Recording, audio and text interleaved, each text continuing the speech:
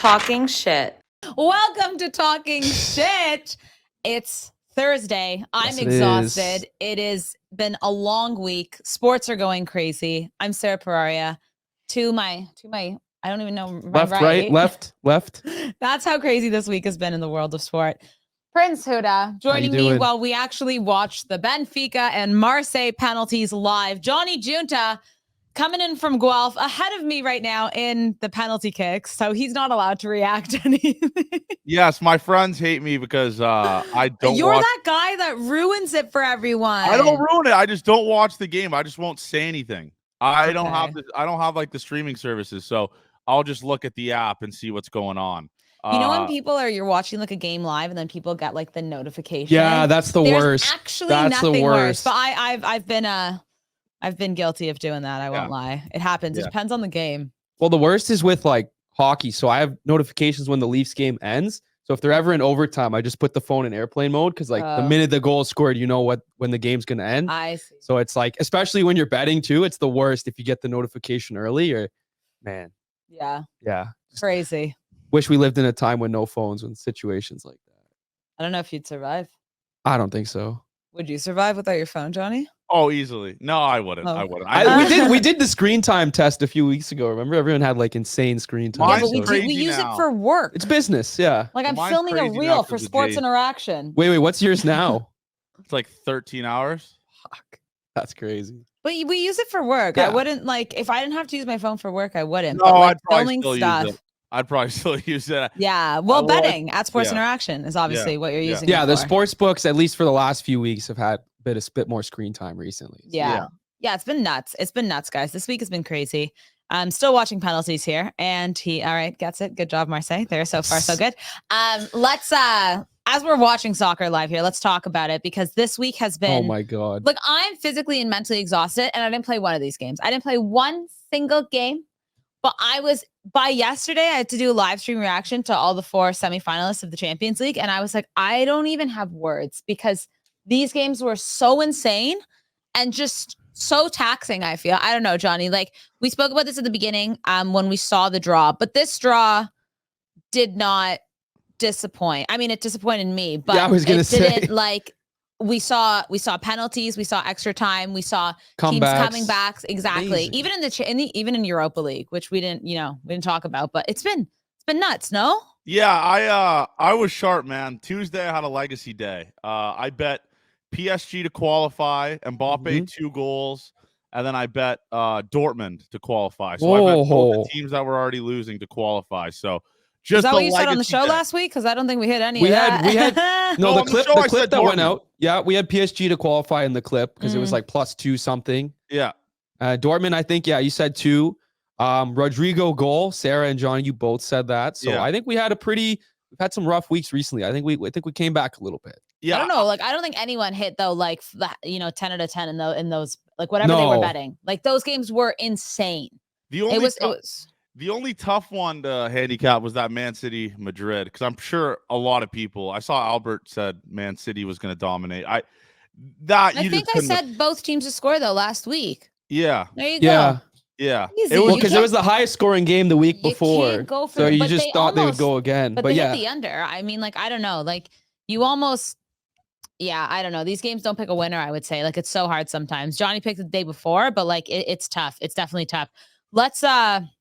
So let's go over it. So we got some semifinalists here. We got Dortmund taking on PSG, and we have Real Madrid taking on Bayern Munich. This is so easy. It's going to be Mbappe versus Real Madrid.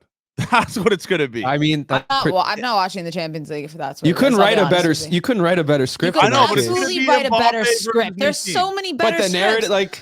No, you could absolutely write better scripts. I want to see Der Klassiker in the final. I want to see the last time there was a Der Klassiker in the Champions League final was in 2013 at Wembley Stadium. Where is this Champions League?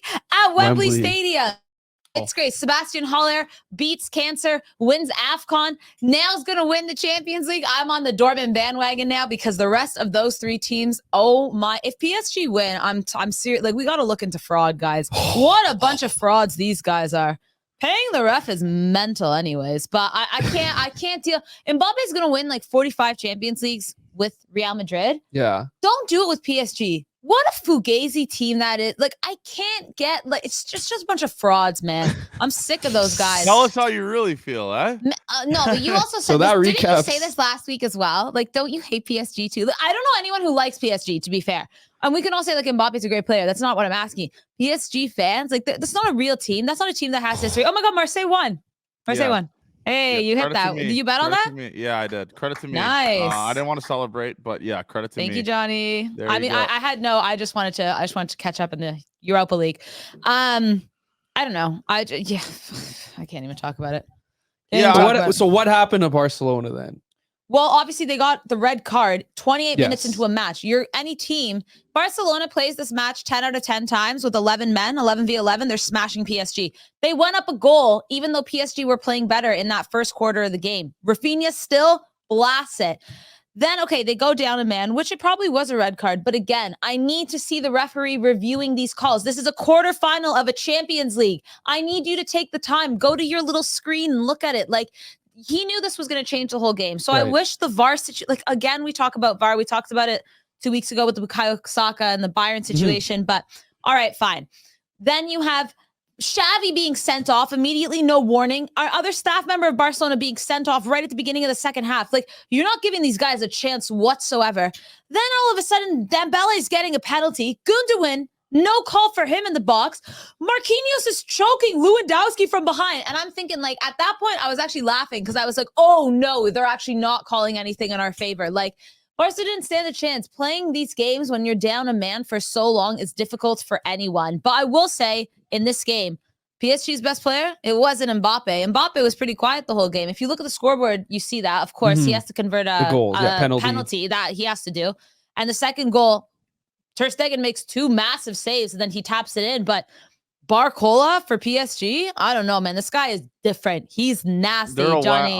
Yeah, it's gonna be weird to see what they're like next year without Mbappe. But probably better. I feel like better. Sometimes you see these teams and they lose like their kind of star player, but I can't see PSG win. I don't even think they deserve to be here.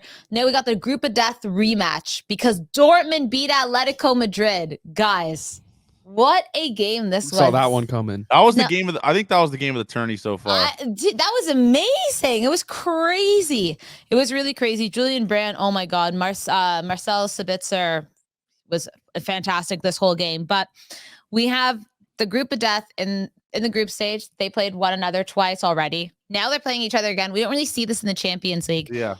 Obviously, we have a couple of weeks because this game takes place, the first leg anyways, May 1st.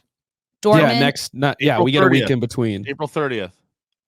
No, it's May 1st. No, it's Bayern Real, April 30th. I'm looking at it right now. Dortmund PSG May 1st. So that week, yeah. So not next week. They get a week in between. All right, hold on. Johnny's calling us out. Oh, he's right. April 30th. I'm looking at it right now. Oh, he's right. I'm looking at it too. Guys, it's May 1st. No. Dortmund PSG. Yes, yeah. We agree. No, he's saying April 30th. It's May 1st. April 30th is Madrid versus Bayern. No, it's not, Johnny. Yes, Yes, it is. Look at it's right the here. schedule. I'm looking at Dortmund PSG May 1st. What's Bayern? We agree. We agree. Yeah, that's April 30th. I'm talking about Dortmund and PSG. Oh, I'm not talking about the semifinals. Okay, out of nowhere. What have we been talking about this whole time? PSG. We start talking about Dortmund. Let's go and talk about Real and freaking Bayern. Johnny, get with the freaking program. Okay, I thought you were talking about the semifinals. I thought you said the semifinals. We're starting off with the semifinals because we started off with PSG and Barca and yeah, so I am putting everything I love. I am betting everything I love on PSG to qualify. Yeah, because they're gonna pay the ref. You pay the ref, you can get through. I'm not the sexiest. Minus 275 PSG to qualify, not the sex. Oh yeah, I'm not gonna be a it's square to qualify. Guy. I'm gonna have to find that. That's not regular time. Plus 200 is Dortmund. I mean, listen, guys, remember this game is a couple weeks away. You gotta change. Watch out what happens. Kylian Mbappe, Dembele could break both of his legs. Could happen. Oh.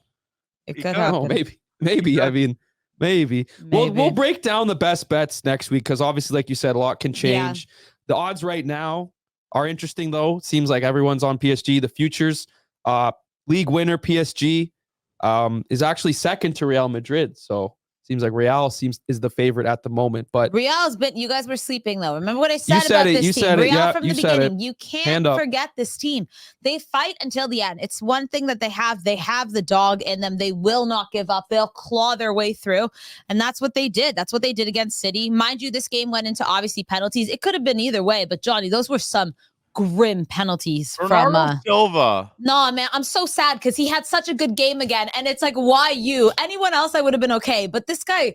He was leaving it all on the pitch for City, and then he was. What was the strategy there to sub those players so late in extra time that they wouldn't be in the shootout? Pep bottled it. He should have subbed Holland if he was going to sub Holland in the 60th because he was useless. What is the defense of that decision? Because I was he brought on Stones and Kovacic to take penalties, but at that point, why would you not leave Holland on even though he was useless?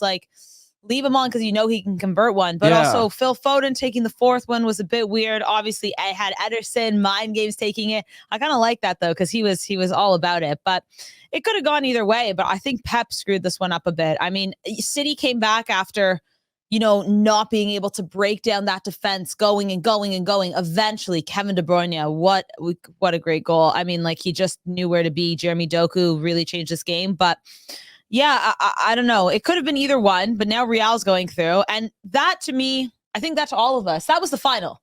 And it's you see these two legs and you're like, those were the two best teams by a long shot because you have the first leg is 3-3, which is a high-scoring match for football. And then you have the second leg going into extra time and penalties, which just shows how, matched they were.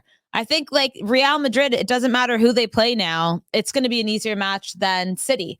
Do you think... Sorry, I was just going to say, do you think the next round of games live up to the expectations that were set last week? No? We lived it, guys. We lived through it. I don't know, Johnny, what do you think? I think it's I'm almost positive we gave on the show Mbappe to lead the Champions League in scoring at plus 300, and now it's minus 400. And now Real Madrid's obviously the favorite at plus 137 to win the Champions League, and then you have PSG at plus 240. I think instead it'd be more smart to bet PSG to win the Champions League instead of betting PSG to win the semifinal because the odds are just way better. It's a massive different swing. Or just go for Dortmund. Go for the dogs. Plus 800 on Dortmund right now. Yeah, Dortmund's not. I don't think they're good enough personally. I don't even think Bayern's good enough. I think Real Madrid's going to wipe the floor with Bayern. You know what Bayern showed? You know what Bayern showed Arsenal, though? We were on the Arsenal bandwagon. Bayern showed Arsenal experience in this tournament. If you ask me right now, who's a better team overall? Arsenal is a better team than Bayern. In terms of consistency, in terms of the way they play, look at Bayern this season. They're absolute garbage. But they need one good game. That's what the Champions League is. It's about, you have two legs. You got to have a good day. And they know how to win these games. It's the experience that they bring. So honestly, it's I don't know about wiping the floor because I thought Arsenal were going to go through. We all thought Arsenal were going to go through, and then Bayern just does the thing. Arsenal bottles though. They just bottle everything all the time. So I will never bet on Arsenal again. Yeah. I think I thought for sure we said it to qualify. After the loss on Sunday, I was like, all right, this team's going to go. I will never bet on Arsenal again. We talked about that tie mishap that happened earlier in the year. That's it. Accountability. Arsenal is like the Leafs, like the Cowboys. I know you're wearing the hat today, so it's pretty funny, but that team where it's it is the year, it's not. The fan base is crazy on social media. Everyone loves dunking on them. I see a lot of similarities. I will no longer be betting on Arsenal. They bottled the league and they bottled the Champions League. Yeah, it was a bad. So did Liverpool, though. Yeah. It was honestly that's the only thing that City has is Liverpool did the same thing. They lost last weekend and they got spanked by Atalanta. Yeah. And now City are going to be raging that they got knocked out, and they're going to City in the league now is going to be stupid. It's going to be scary. I wouldn't want to see them. I feel bad for anyone having to play them. Now. I think it's going to be effed. It's going to be effed. They're going to kill Chelsea this weekend in the FA Cup semifinal. It's so bad. I can't wait. Kylian Mbappe, 8 goals right now. And second place, Harry Kane with 7. Now, both of these players are obviously still in the semifinals. So that's really interesting because Harry Kane, if there's someone to score for Bayern Munich, it is Harry Kane. It's gotta be. And they're both on the other side of the table. So there's also, it could be a PSG Bayern. It could come down to that. We'll see. Like Huda said, though, we'll break this down more next week leading up to obviously the semifinals, guys, because we got games in between. You know how crazy football is and how quickly it changes. But I'm exhausted and I'm no longer watching the Champions League because I hate the frauds that are PSG. So let's talk about something that will bring joy to at least one of us, and that's the Blue Jays. But maybe it won't bring joy to Johnny because they're I don't know. Tough scenes rough. yesterday. It's a yeah, bit rough geez. right now. Yeah. What's happening? How do you feel? State of the Union? What? 20 games in? 19 games in? What do we like? What do we not like? They've had the hardest schedule in baseball, and they're 10-9. So one game above 500, and nothing has really clicked. I mean, they're in the bottom like 10 in almost every single offensive category this year, and they're still somehow one game above 500. It's still really early into the season, but once a couple guys get going and they start figuring stuff out and kind of find a median from where they're at, because right now they're either really good or really bad. If they find something in the middle, I think this team's gonna be good. I mean, 6-3 at home. They're 6-3 in their last 9. Going to San Diego this weekend against a good team, and then you face the Royals next week. So I think this team's in a good spot. I think it's going to be this kind of the similar thing to last year. They're going to make the playoffs. It's just we're going to have to see what they do in the playoffs, because it's really hard to watch right now. They're at bats. They can't hit right now. It's too early to tell, though. Like, it's only there's still 100 and what?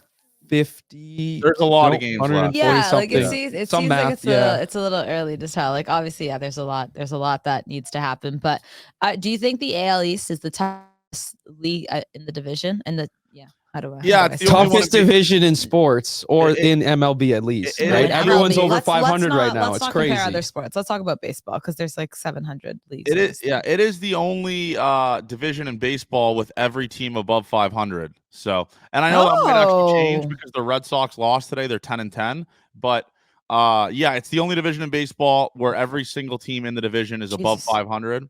Wow, I'm looking at it now. That's actually crazy. Well, like, what are the odds? You know, it's of course it is. Right? Yeah, and then last year they sent 3 teams to the playoffs, and they're really them in the NL East. Weirdly enough, were the only division to send 3 teams to the playoffs. So it's just a dogfight. And I mean, the Orioles, who are the best team in the division right now, have had a very, very cupcake easy schedule, one of the easiest in baseball. Same with the Yankees. So it's good once these teams start facing the bad team. Once the Jays start facing the really bad teams, because they've only faced one bad team this year, is the Rockies. Once they start facing the bad teams on a more consistent basis, it'll even each other out. But they got to beat the good teams first. So it all starts this weekend. I mean, they face San Diego, who's a good team. So we'll see what happens. All right. Well, lots of time still for the Jays. Once the weather warms up, maybe they will too, right? You know, yeah. Slowly but surely. All right. Well, this is the part of the show now where Huda is going to slowly each week start getting more and more anxious, more and more chaotic, because we are heading into NHL playoffs. Leafs are taking on the Bruins. You guys spoke about this a couple weeks ago, whether you guys wanted to see the Bruins or the Panthers, and the Bruins with the history and, you know, that rivalry and whatnot. It's, I mean, like, even for, I feel like those who don't follow hockey, people know Boston and Toronto is a big rivalry. And so I think each week we'll start seeing you maybe develop grayer hairs, maybe wrinkles. I'm not sure. I'm a bit scared to see how this happens. But we'll get to the Leafs and the Bruins. Let's talk about another Canadian team that are in the playoffs, in the Canucks. So they're taking on the Predators. Johnny, I'll come to you first. What are you liking? We think the Canucks are going through. They're heavily favored at Sports Interaction right now, -150 to qualify. Yeah, I like the Canucks. I think the way they end of their season, they look great. They picked up the pieces they needed to do at the deadline. The only thing is they get goalied by UC Saros. UC Saros is nasty, one of the best goalies in the league. That's the only thing that really scares me, is the fact that UC Saros could legitimately just steal a series by himself. But other than that, though, on paper, the Canucks are the way better team, and they have home ice advantage in the series. I love the Canucks here. I love the Canucks. The only thing that scares me is, again, one of the best goalies in the league just standing on his head. What do you think, Hoods? I think I'm going to go Nashville here. They've been one of the hottest teams in the league since the All-Star break. Like Johnny said, the goaltending is phenomenal. They've been in the playoffs before. They got a lot of guys that have already kind of used to it. Vancouver's a really young team, you know, definitely exceeded expectations this year. Very happy to see them in the playoffs, but I think they get upset in the first round here. I like the odds on the Predators. If you remember back in like February, the Predators were supposed to go on a road trip in Vegas and go see U2 at the Sphere. And the coach canceled the going to the concert because the team was playing so bad. And since then, they've been lights out. So whether or not that has to do with the fact that they've been heating up, I think it does. I think the Predators are the hotter team right now. So I'm going to take the Preds over the Canucks. Sorry, Canada. Our first team's going to be lost in the first round. You hate to see it. Yeah. Could be the Leaf fan inside him. All right. Jets and Avalanche, guys. Avalanche favored -135, Jets +115. Obviously, like when you go into like, we're just starting off the series previews, but they're all pretty tight, right? You know, we'll start with you for this one. Hoods. I'm going to do it again. I think Winnipeg gets eliminated in the first round. Wow, Colorado last year got bounced in the first round by Seattle. That was a huge upset. The year before, Colorado won the chip. I'm sure that chip is still on their shoulder, no pun intended. I think that McKinnon, you know, one of the best players in the world this year. We talked a lot about Matthews, talked a lot about Kucherov, McDavid. McKinnon has been one of the best players in the NHL every year he's been there. And I think he's going to lead the Colorado Avalanche. I know they don't have home ice, and they did lose every time they played the Jets in the regular season. With all that being said, I think the Colorado Avalanche bounced the Winnipeg Jets in the first round. All right. Sorry, Canada. 0-2. Sorry, Canada. Johnny, 0-2. are you in agreement? I'm on the opposite side of you. I think. Okay, this is good. I think the Winnipeg Jets are going to win this series. Connor Hellebuyck again is going to win the Vezina. Best goalie in the league, easily by a long margin. He's the best goalie in the league. I love this Jets team. I really do. I think they get over the hump. And I'm not sold on the Colorado Avalanche. I'm not sold on their depth. I love where the Jets are at. Again, I'm not to preach home ice advantage, but the Winnipeg Jets do have home ice advantage this series. And with the goaltending they have, it's hard for me not to pick this team to win this series here, especially against the juggernaut Colorado Avalanche. But I something about this Jets team, I might take a little future on them to win the Stanley Cup too. Ooh. Yeah, Dave Bastel has a future on the Jets sitting back from October, I believe. So he's all over the Jets. He's been pounding the Jets drum this week in the office. So maybe that's kind of leaning into me taking Colorado here. But I like it. We're both on opposite sides here. It's going to be a fun playoff series. But yeah, I'm interested to see how the Jets do. Like you said, home ice, Hellebuck's been amazing. But I can't bet against Nathan McKinnon in the playoffs. Jets +1500 at Sports Interaction to win the Stanley Cup. What did he get? What did David get? I think it was like plus like 20-1 odds. So he had a pretty good shout back in October. But he's a diehard Jets fan, right? So regardless of what that number was, I think he was going to be hammering it. So okay. We'll see. Obviously, there is another Canadian team in the Oilers, but we don't know who they're playing yet. So we're not going to talk about them, and we're going to go right to the Leafs and the Bruins. Now, Leafs are +100, Bruins -120. It's a pick 'em right now. Huda, dare I ask? Okay, so we said a few weeks ago that I wanted to see the Leafs play the Bruins, and then the stat goes up on the screen. The Leafs have not beat the Bruins in the playoffs since 1959. So prior to winning the Cup, there's been a bigger drought of the Leafs and Bruins in the playoffs than there has been the Leafs winning a Cup. With that being said, I think the Leafs can win this series +100 right now. That's worth a sprinkle for sure. They're going to lose game one. They always lose game one. You know, the lights are always super bright, and I just feel like this team, it sounds like copy paste would have said previously and last year and every year. It feels a little bit different. They're a little bit grittier. The goaltending issues seem to have been solved. Matthews playing at an elite level. Nylander. I feel like Tavares. I think he's going to have a big playoff run.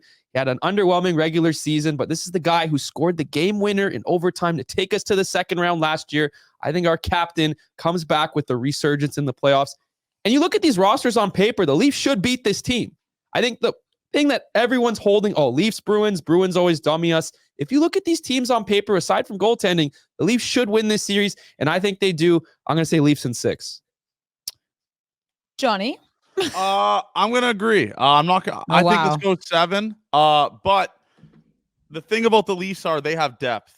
The Bruins don't have depth. They're fucking rolling out Pavel Zacha out there. Mm-hmm. But I just something about this Leafs team. I know the defense isn't good, not as good as you want to be for a playoff team. I know the goaltending's been kind of a question mark as well the past couple days, but I really do like this Leafs team. I think if they win this, they can go on a little run. They'd be facing the Lightning or the Panthers next round, but I think the Leafs win this series, conquer that demon, man. I really do. I'm ready to. I'm not a Leaf fan, so I'm not gonna say I'm ready to get hurt again, but I'm ready to believe in the Toronto Maple Leafs again. It'll be a gritty series. I'm fully ready to get hurt. I think the fact that they made it out of the first round last year, that monkey's off the shoulder, and now there's another monkey on the shoulder. Can you beat Boston? Haven't done it since 1959. I think this is the year for that. I'll bang the table about that. I don't know about the cup, plus 1,500 to win the cup right now. Maybe worth a sprinkle, but I do like the Leafs over the Bruins in the first round here. I think I feel more confident about that one than the other two we've given out. And Canada needs this. Toronto needs this. The city needs this. So I'm going to say the Leafs. Canada cautiously needs optimistic. This. Take the fandom out of it. I still think the Leafs win this series. Okay. What do you can you walk me through Saturday night come like 7 p.m.? So I'll actually be doing streeters in the square for sports interaction. So I'll get the pulse of the city, the buzz. We're going to have some fun with that.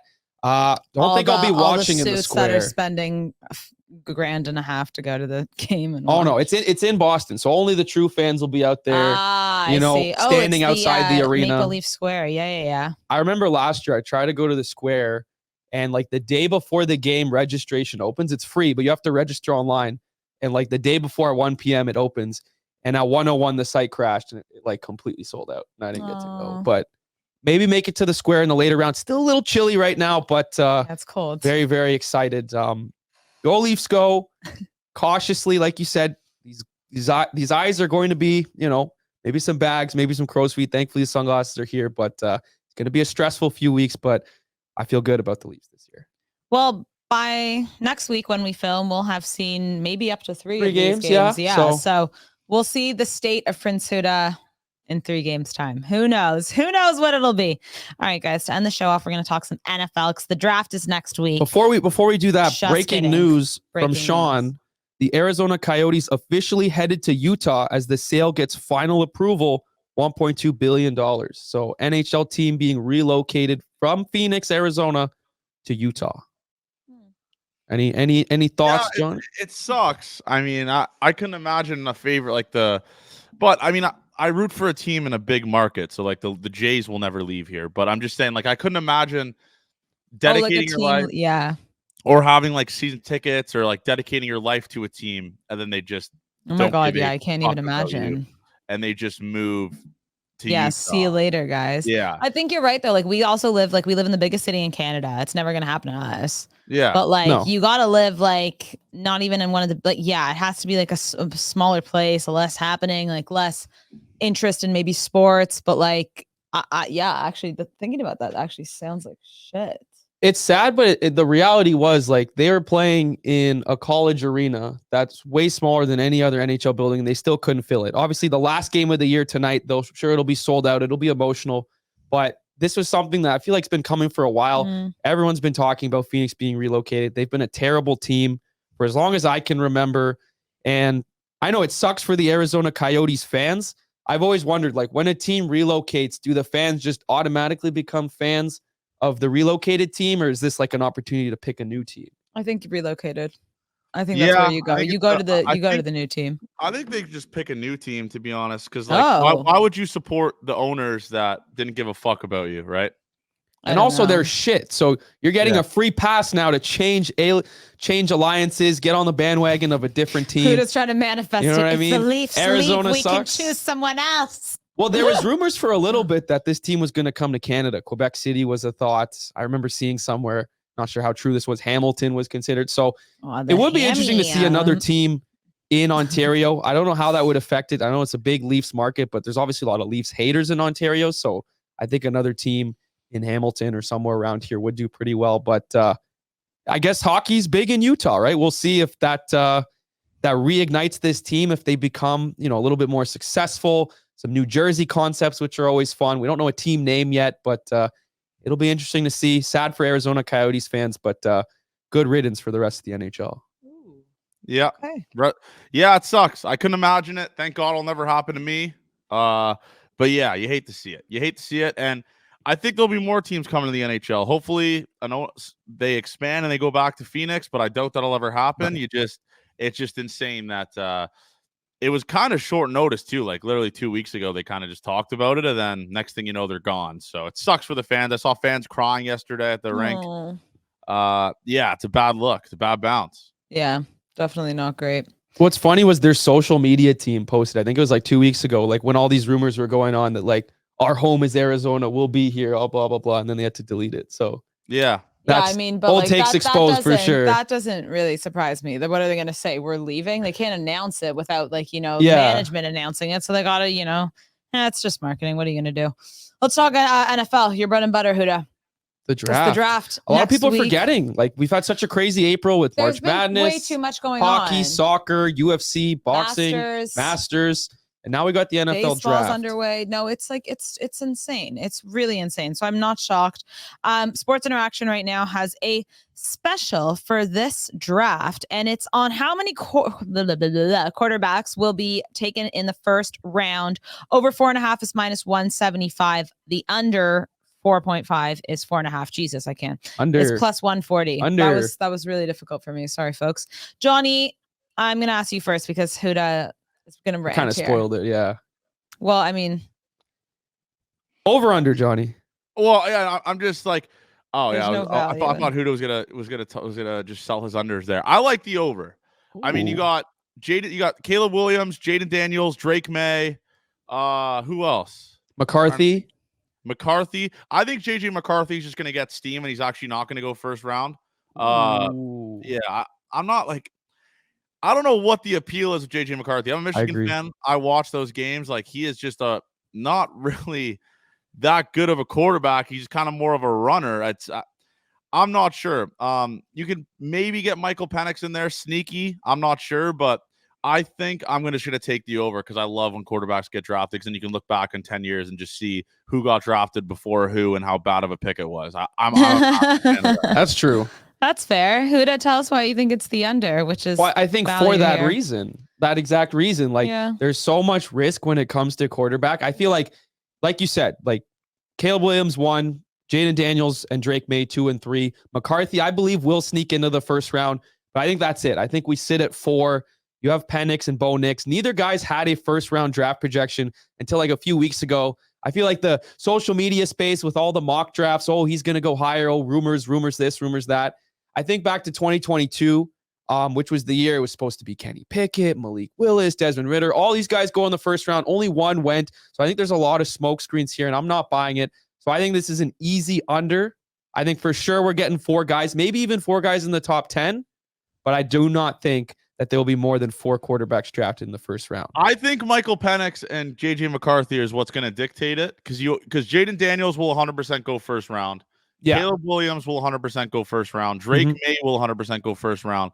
It all depends if JJ McCarthy and Michael Penix goes first round. That's really going to be the deciding factor of it. Like, there's no really other quarterbacks that might sneak in there. The rest are like defensive guys and a couple wide receivers. But yeah, I can see where you're coming from though with the under there because of the steam on some of these quarterbacks. But I wouldn't be shocked if 5 quarterbacks go in like the first 12, 10 picks. Like. I wouldn't be shocked with that either because there's so many bad quarterbacks in the NFL. But the thing is the risk, right? Like Sam Darnold or Zach Wilson or Trey Lance. Like there's so much risk when you draft a quarterback high, especially for teams when they trade up. We will never forget Mitch Trubisky when the Bears trade up to get him. And then a few picks later, Patrick Mahomes goes. And all of a sudden the Bears are in a rebuild. And now they got the first pick. So I just think the risk on some of these guys who don't have that first round draft grade, obviously, people want to see quarterbacks. They want to see these faces draft in the first round. I just don't see over 4. I think 4 for sure is a guarantee. But if that line was 3.5, hammer the over 3.5, 4.5. That's why I like this game. They make it tricky. So I feel under here. There you go. Producer Sean, can I get you to weigh in on this really quickly? If you don't mind, please. What, on the draft in the first round there with the quarterback? Where are you going? Over, break the tie. Come on. I'm going to say, I don't know, under maybe 2. I think Bo Nix might slide into the first round before Michael Penix Jr. does. I think that Denver Broncos need a quarterback because they have Jared Stidham and he's no good. So they might look to draft up and pick up a quarterback. So we'll see. I don't know. It's going to be tight. Well, to your point, but I don't think Penix slides into the first round. I think he's a second round guy. You think a team trades up to take a quarterback? Like there's rumors the Raiders might trade up, the Broncos. Like there's lots of teams, Vikings, like Giants, a lot of teams, Giants. A lot of teams do, and the Cardinals might trade back. The Chargers should trade back. Even the Broncos at 12 might trade back, and then it's still Knicks might be available then too. So I don't know. There's lots of opportunities here. I think it's going to be a crazy first night of the draft. But you can't rule out the fact that the Patriots might do the old Patriots thing and draft a guard at 3 that would have had like a 3rd round projection. So little joke for the NFL. Well, Belichick's not there, so I don't know if there'll be any moves like that. Did you see he's going to do the Pat McAfee draft special? Yeah. That'll be interesting. I think that'll be more entertaining than the actual draft. So very interested in watching that. Yeah, it'll be good. Will you be watching the draft? No. I'll be honest. What day of the week is it on? Thursday night. Oh. The NFL has one of the worst drafts because it's like 10 minutes a pick. I'll be here. Like, well, 8 p.m. We can watch it together here, if we're that late, but it's like 10 minutes a pick.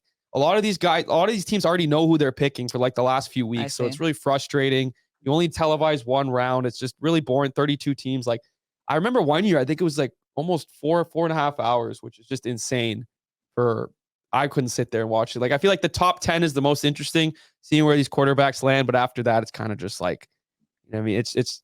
There are always that viral moment. Like a few years ago when CeeDee Lamb's girlfriend tried to pick up his phone and he like pushed her hand away or something. Like there's always some funny stuff in the draft rooms, but it always just feels like the draft is a lot of hype and the actual, footage of the draft is always a bit underwhelming, but we'll still be watching with all that being said. We definitely will still be watching. Guys, what is the biggest game for you guys this weekend? Wait, you have the Leafs and the Bruins. Johnny, got some Jays going on. Padres Saturday night, 8:40. There you go. After the Leaf game. All right. So you're going to do the double. Yeah. 2 TVs. Great sports weekend, man. You got the Leafs playoff game, and then you got Jays Padres in maybe the best place in the world, San Diego. It's beautiful. I love San Diego. What do you like about San Diego? It's just like, I don't know. It's just unreal. It's always sunny and 75 every single day there all year. It's bananas. Fair. It's bananas. Yeah. Biggest game of the weekend is Real Madrid versus Barcelona in the biggest match in world football and what that means. So I'll be probably crying and losing my absolute mind. Both teams going to be in pieces after what happened in the Champions League this week, playing without a man, Real playing extra time. It might be one of the worst Clásicos, honestly, going into it. Quick heads up though, anyone betting on Premier League next week, Tuesday, we have the Premier League match day 29. We got Premier League this weekend. We got Premier League early next week. And we got Premier League next weekend. There's so much going on, guys. It's insane, actually. We got to talk about it. Like, next time I see you guys, we're going to have Arsenal and Chelsea. It's just, I can't keep up. I can't keep up, genuinely. So please try, because I can't. We had the debate a while ago, best month for betting on sports. I think I said October, but I feel like April's making a strong run with the last few weeks. Didn't you say April, Johnny? Yeah, April. I said April, late March, because of March Madness, but April for sure, because you got the Champions League semifinals, you got NHL playoffs, MLB is obviously a part of it, and NBA playoffs, I guess. I mean, I don't really watch that, but yeah, it's unreal. It's absolutely unreal.